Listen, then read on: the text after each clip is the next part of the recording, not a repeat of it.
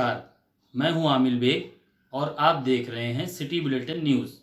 पेश हैं आज के प्रमुख समाचार। जिले की कोतवाली नगर और थाना कैंट पुलिस ने कुल मिलाकर 17 सटोरियों को गिरफ्तार किया है।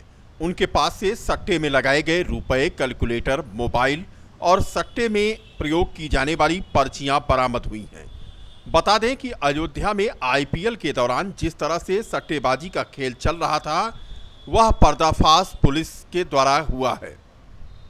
पुलिस को शिकायत मिल रही थी कि आईपीएल के दौरान फैजाबाद, अयोध्या, जुड़वा शहर में जबरदस्त सट्टेबाजी का खेल चल रहा है। कैंट पुलिस की तस्वीरें आप देख सकते हैं। कैंट थाना क्षेत्र अंतर्गत नया पूर्वा आरा मशीन के बगल निर्माणाधीन मकान के बेसमेंट में अभियुक्तों द्वारा आईपीएल मैच में सट्टा लगाया जा रहा था और सूचना मिलने पर पुलिस ने सुरेंद्र सोनकर, विवेक सिंह, गुफरान, लकी और सैफी को गिरफ्तार किया है। यहां से मुकदमा पंजीकृत करके उन्हें जेल भेजा है। इसी तरह से कोतवाली नगर की पुलिस ने भी बड़ी सफलता बीती शाम हासिल की। कोतवाली नगर की पुलिस ने सट्टा लगाने वाले कुल 14 अभियुक्तों को गिरफ्तार किया है, जिनके कब्जे से 6 अदद मोबाइल फोन, कैलकुलेटर, सट्टा बुक, सट्टा रसीद व नकद रुपए बरामद किए हैं। मजेदार बात तो यह है कि पुलिस के नाक के नीचे ही आईपीएल क्रिकेट के दौरान सट्टेबाजी का खेल चल रहा था, लेकिन पुलिस इसमें हिस्सेदार बनी हुई थी, जिसकी वजह से कोई कार्रवाई नहीं कर रही थी। लेकिन खबर वायरल होने के बाद अयोध्या पुलिस ने कोतवाली नगर से 12 सटोरियों को और कैंट से 5 सटोरियों को गिरफ्तार किया है।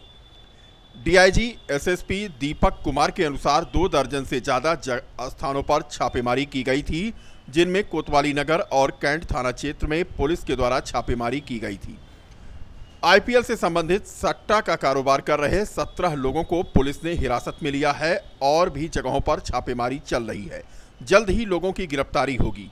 कोतवाली नगर के साहबगंज, अलीगढ़ चौक, देवकाली, फतेहगंज पास इलाका सिविल लाइन में सट्टेबाजी का कारोबार फल फूल रहा था।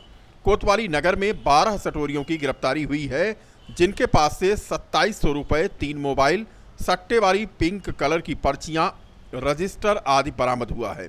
वहीं कैंट एरिया में हसनू कटरा से 5 सटोरियों को गिरफ्तार किया गया है और इनके पास से 10,000 रुपये, 5 मोबाइल, सट्टा वाली पिंक पर्चियां बरामद की गई हैं। हालांकि पुलिस की इस कार्रवाई के बाद से हड़कंप मचा हुआ है। सटोरिये अंडरग्राउंड हो गए हैं। इनमें से कुछ सफ़ेद पोश लोग भी शामिल हैं, ऐसी खबर आ रही है। गिरफ्तार सभी सटोरियों को जेल भेजा गया है। आज अयोध्या जनपद के पुराने क्षेत्र में कोतवाली नगर और कैंट क्षेत्र में 2 दर्जन से अधिक जगहों पर पुलिस के द्वारा छापेमारी की गई और उसमें 17 लोगों को पुलिस ने गिरफ्तार किया है। आईपीएल से संबंधित तो वहाँ पर सट्टे लगाए जा रहे थे और वहाँ रजिस्टर, कैलकुलेटर इत्यादि चीज़ मिली। कुछ नगद रुपये भी पुलिस को मिले हैं और पुलिस के द्वारा अभी और छापेमारी इसमें की जा रही है। वर्तमान में 17 लोगों को पुलिस ने अरेस्ट किया है और इसके बाद इसकी विवेचना की जा रही है और हमें उम्मीद है कि पुलिस की इस कार्रवाई से सट्टेबाजी पर इस जगह पर अंकुश लगेगा। जिले की पुलिस ने देर रात भाग रहे अपराधी को मुठभेड़ में घायल होने के बाद गिरफ्तार कर लिया। इस मुठभेड़ के दौरान अपराधी के साथ एक पुलिसकर्मी को भी गोली लगने के कारण जो घायल हो गया था, उसका इलाज जिला चिकित्सालय में चल रहा है। अयोध्या जनपद में एसएसपी दीपक कुमार के नेतृत्व में जनपद को अपराध मुक्त बनाए जाने व नामी अपराधियों पर नकेल कसने के लिए चलाए जा रहे अभियान में देर रात थाना खंडासा क्षेत्र में बड़ा गांव रोड पर क्राइम ब्रांच और थाना खंडासा पुलिस ने नामी बदमाश अरविंद मालवीय को मुठभेड़ के बाद गिरफ्तार कर लिया है। पुलिस का दावा है कि मुठभेड़ में चली गोलियों में अपराधी अरविंद मालवीय को गोली लगने के साथ एक सिपाही संदीप यादव को भी गोली लगी है, जिन्हें जिला चिकित्सालय में भर्ती कराया है। बता दें कि खंडासा पुलिस और क्राइम ब्रांच के संयुक्त अभियान में अंजाम दी गई अपराधी अरविंद माली थाना खंडासा, पटरंगा व इनायत नगर थाना क्षेत्र में हुई लूट के मामले में वांछित चल रहा था। यह अपराधी लूट के एक मामले में 10 साल की सजा भी पा चुका है। इस समय वह जमानत पर है। इसके पास से 10 जोड़ी पायल, 12 अंगूठी, 12 जोड़ी बिछिया, 22 पीस घुंघरू व 10 पीस कुंडा बरामद हुआ है और पुलिस ने इसके पास से 1650 रुपये नकद भी बरामद किया है। इसके पास एक मोटरसाइकिल भी बरामद की गई है। एसएसपी दीपक कुमार का कहना है कि अरविंद माली के ऊपर खंडासा, पटरंगा व इनायत नगर थाने में कई संगीन मामले दर्ज हैं।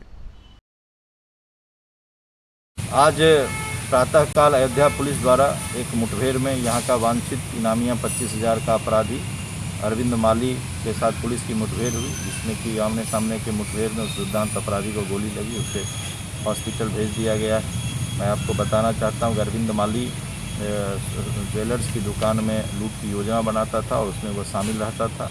यहाँ के 3 थाना क्षेत्र से वो ऑलरेडी वांटेड था और पुलिस की यह महत्वपूर्ण सफलता है। इसमें हमारे एक सिपाही को भी गोली लगी है और साथ ही साथ अरविंद माली 2011 से जराइम की दुनिया में था और 2011 के एक मामले में इसे सज़ा भी हो चुकी थी 10 वर्ष की और उसमें वह बेल पर छूट करके कोर्ट से आया था। उसके बाद यह अपराध का एक ग्रुप उसने यहाँ पर तैयार किया था। इसके ग्रुप के अन्य सदस्यों को अभी 30 दिन के अंदर हमारे द्वारा गिरफ्तार कर लिया गया है और यह ग्रुप का मुख्य सरगना था, जो कि आज पुलिस की मुठभेड़ में पकड़ा गया। पुलिस की एक महत्वपूर्ण उपलब्धि है। इसके लिए एसओजी टीम और एसएचओ खंडासा सभी को हमारी तरफ से बधाई। श्री राम एयरपोर्ट के विस्तारीकरण का मामला एक बार फिर गरमाया। धर्मपुर के किसान आज समाजवादी पार्टी कार्यालय पहुंचे और किसानों के पक्ष में सपा नेता व पूर्व राज्य मंत्री पवन पांडे ने प्रेस कॉन्फ्रेंस की। पवन पांडे ने जिला प्रशासन पर किसानों से दुर्व्यवहार करने का आरोप लगाया। पूर्व मंत्री पवन पांडे व किसानों ने यह आरोप लगाया कि डरा धमकाकर जिला प्रशासन सहमति पत्र पर हस्ताक्षर करवा रहा है। 2 होमगार्डों को नौकरी से बर्खास्त करने की धमकी देकर सहमति पत्र पर उनसे जबरन हस्ताक्षर कराए गए हैं। जमीन अधिग्रहण के मुआवजे को लेकर के बता दें कि किसान नाराज हैं और अन्य गांव की अपेक्षा धर्मपुर गांव के किसानों को मुआवजा नहीं मिल पा रहा है।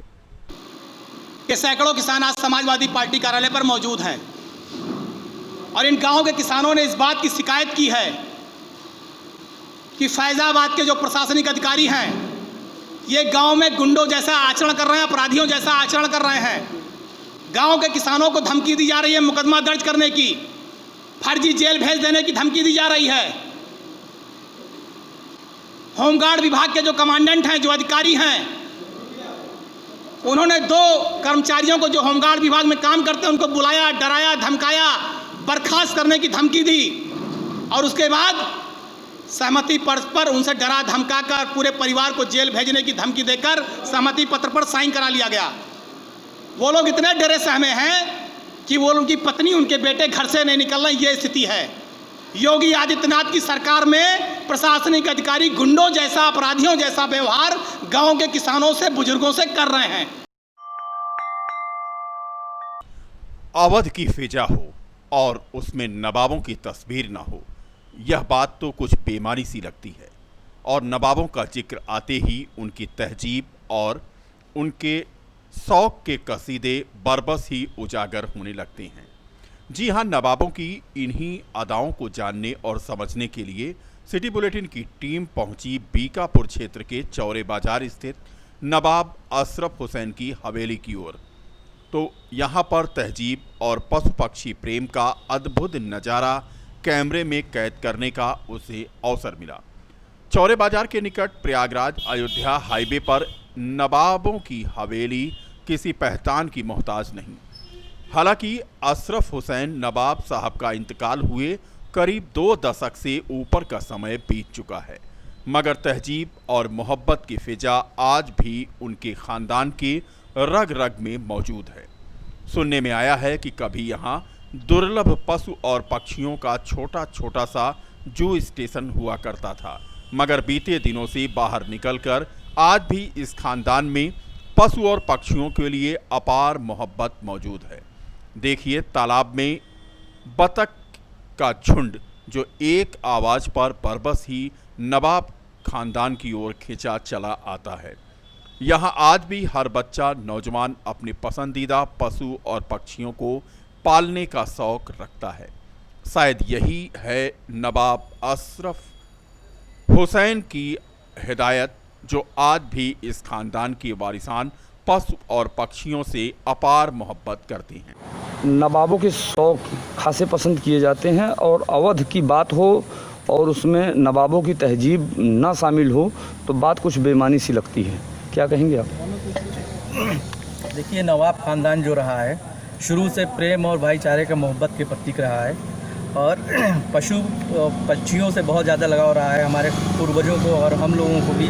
जैसे हम लोग बत्तख हो गई और खरगोश हो गया और तमाम जानवर जो भी हैं उनको हम लोग बहुत प्रेम से, बहुत मोहब्बत से जिलाते हैं। और हमारे पूर्वजों ने हमको सिखाया है कि जो भी पशु पक्षी हैं उनसे मोहब्बत करिए, उनको दाना पानी दीजिए, उनकी जो है परवरिश करिए कायदे से, उनको रहने का अच्छी व्यवस्था दीजिए। ये सब सारी चीज़ें हम लोगों के साथ शुरू से चलती चली आ रही हैं।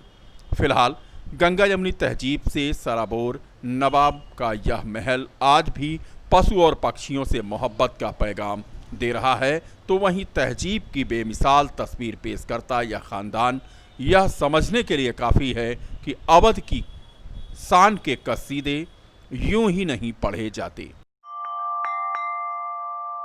अयोध्या बाबरी विध्वंस मामले में 30 सितंबर को सीबीआई की स्पेशल कोर्ट आरोपियों को लेकर अपना फैसला सुनाने जा रही है, जिसको लेकर पूर्व सांसद डॉक्टर रामविलास वेदांती ने कहा है कि कोर्ट अगर उम्र कैद या फांसी की सजा देती है तो भी उन्हें मंजूर होगा। 30 सितंबर को कोर्ट में हाजिर होने के लिए कहा गया है, जिसके लिए कोर्ट पहुंचकर हम आत्मसमर्पण के लिए तैयार हैं। जो फैसला होगा वह हमें मंजूर है। ढांचा तोड़ने का संकल्प माननीय अशोक सिंघल जी ने मेरे हाथ में दिया था कि आप ले जाइए, संकल्प पत्र को पढ़िए। और मैं संकल्प पत्र को लेकर के पढ़ा, वो कार्य सेवा प्रारंभ हो गई। और जो कार्य सेवा थी, कार्य सेवा में किसी प्रकार कोई हथियार का प्रयोग नहीं किया गया, कोई फावड़ा का प्रयोग नहीं किया गया। वहाँ जो पाइप लगी थी उसी पाइप को तोड़ा और उसी पाइप से मंदिर के खंडहर को तोड़ा गया। 30 तारीख को फैसला आने वाला है और यदि 30 तारीख के फैसले में हमको फांसी हो जाती है तो इससे बड़ा सौभाग्य मेरा कुछ नहीं होगा। कि 30 तारीख के फैसले में हमको आजीवन कारावास हो जाता है तब भी मेरे लिए बहुत बड़े सौभाग्य की बात है कि रामलला के नाम पर, राम जन्मभूमि के नाम पर, भगवान राम के नाम पर, अयोध्या के नाम पर जेल जाने का पुनः सौभाग्य प्राप्त हो रहा है। पैसा भी ले लिया और रजिस्ट्रेशन भी नहीं हुआ, ये महिलाएं कुछ ऐसा ही आरोप लगा रही हैं। जी हां, प्रधानमंत्री स्वनिधि योजना के नाम पर विभागीय लूट खसोट का यह मामला सामने आया है। प्रधानमंत्री स्वनिधि योजना के साथ साथ रेहड़ी, पटरी, खोमचा, ठेला इत्यादि दुकानों के रजिस्ट्रेशन के नाम पर पैसा तो ले लिया गया और ना ही उन्हें रिसीविंग मिल रही है और ना ही उनका पैसा वापस मिलने की उम्मीद है। पूरा मामला है अयोध्या नगर निगम क्षेत्र के टेढ़ी बाजार स्थित खटिक मंदिर के पास का। करीब महीने भर पहले एक कैंप का यहां आयोजन हुआ था, जिसकी कमान जिला नगरीय विकास अभिकरण डूडा के एक कर्मचारी ने संभाल रखी थी। इस कैंप में रजिस्ट्रेशन के नाम पर आधा दर्जन से अधिक महिलाओं से पैसा तो ले लिया गया, पर उनका ना तो रजिस्ट्रेशन हुआ और ना ही प्रधानमंत्री स्वनिधि योजना का उन्हें लाभ मिल पा रहा है। नाराज महिलाओं ने सोमवार को मीडिया के समक्ष गुहार लगाते हुए अपनी व्यथा बताई। इन सभी महिलाओं ने बताया कि जब वे रिसीविंग निकलवाना चाहीं तो उन्हें जानकारी हुई कि उनका तो ऑनलाइन फॉर्म ही नहीं भरा गया। जी, मेरा नाम गीता सोनकर है। हम लोगों ने समूह की औरतें हैं, निर्मला स्वयं सहायता समूह की। हम लोगों ने फॉर्म डलवाया था तो विनीत सर जो है कुछ लोगों का फॉर्म सही भरे, कुछ लोगों का पैसा लेके भागे, उन्होंने फॉर्म सही भरा नहीं है। वो 10,000 लोन का फॉर्म था। किस चीज़ का फॉर्म भर रहे थे? बस बेरोजगार का था। दुकान का रजिस्ट्रेशन वगैरह? जी, क्या था? बस ये फॉर्म था 10,000 का। उन्होंने बोला था भैया 10,000 रुपये लोन मिलेंगे। हम लोगों ने भरा, हम लोगों ने 100 रुपये ले लिए। उसके बाद फॉर्म भी कंप्लीट नहीं किए। हम लोग जब रिसीविंग निकलवाने गए तो वहाँ फॉर्म कंप्लीट नहीं था। हम फॉर्म भरा, कई चक्कर गए, हमारा फार्म नहीं भरा गया। और उसके बाद कहीं दुकान के लिए, रोजगार के लिए 10 लोग का ग्रुप हैं और जब कहीं 10,000 रुपये मिलेगा तो हम फार्म भरा है तो फार्म नहीं भरे, फिर चले आए। हमने 10 चक्कर 4-5 चक्कर गए हमने सब। तो यही सब बातें हैं कि जौन बाटे कि कहो कुछ तो करते हैं, कुछ उनके सब 10 चक्कर दौड़ जाइए, हमारा फार्म नहीं भरा गया है। किसने, कौन भर रहा था फॉर्म?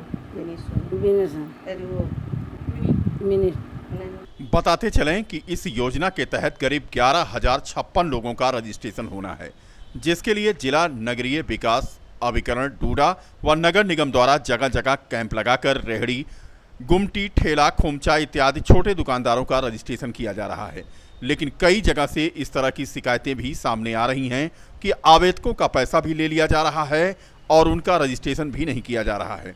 जानकार बताते हैं कि पिछले दिनों शहर के लालबाग क्षेत्र में भी ऐसी शिकायतें सामने आई थीं। मामला पुलिस तक जा पहुंचा था।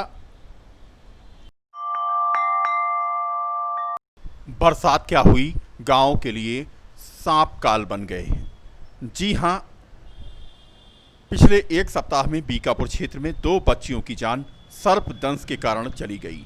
हैरानी की बात तो यह है कि सामुदायिक स्वास्थ्य केंद्र बीकापुर में सर्पदंश रोगियों के लिए कोई भी प्राथमिक उपचार की सुविधा नहीं है, जबकि यहां तैनात चिकित्सकों की लापरवाही के कारण घंटों तक सर्पदंश से पीड़ित रोगियों को इंतजार करना पड़ता है। दोनों ही सर्पदंश के मामलों में पीड़ित बच्चियों को बचाया नहीं जा सका, जबकि परिजनों ने आरोप लगाया कि यदि समय रहते उनको उपचार मिल गया होता तो उनकी जान बच जाती। वह दिन दीनपुर निवासी 11 वर्षीय रूबी की जहां जान गई है, वहीं खजुराहट स्थित 12 वर्षीय नाजरीन की भी सर्पदंश से मौत हो गई। नागरिकों का गुस्सा भी अब साफ दिख रहा है।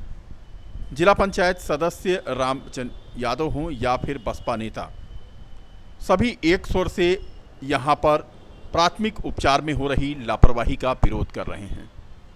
खास करके ग्रामीण क्षेत्र में सर्पदंश से बहुत ज़्यादा मौतें हो रही हैं, जिनकी उपचार के लिए कोई व्यवस्था सरकार द्वारा नहीं है। लेते हैं छोटा सा ब्रेक और मिलते हैं ब्रेक के बाद।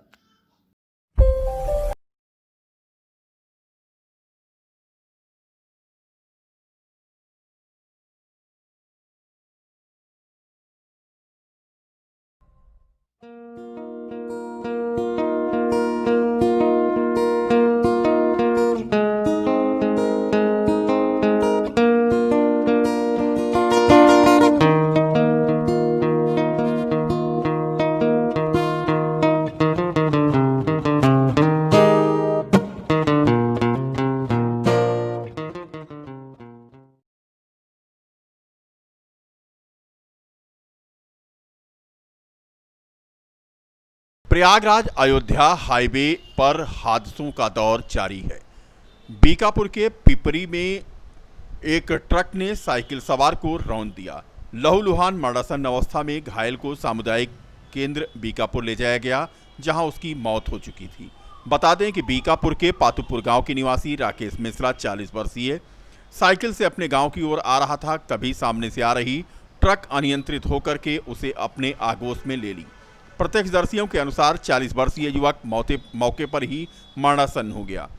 गुस्साए ग्रामीणों ने ट्रक चालक को खदेड़ कर पकड़ लिया और पुलिस के हवाले कर दिया। भीड़ ने ट्रक को भी तोड़फोड़ कर अपने गुस्से का शिकार बनाया। बीकापुर पुलिस ने बताया कि ट्रक चालक व ट्रक को कब्जे में लेकर कार्रवाई की जा रही है। आज के लिए बस इतना ही। कल फिर मिलेंगे इसी समय इसी चैनल पर। तब तक के लिए नमस्कार।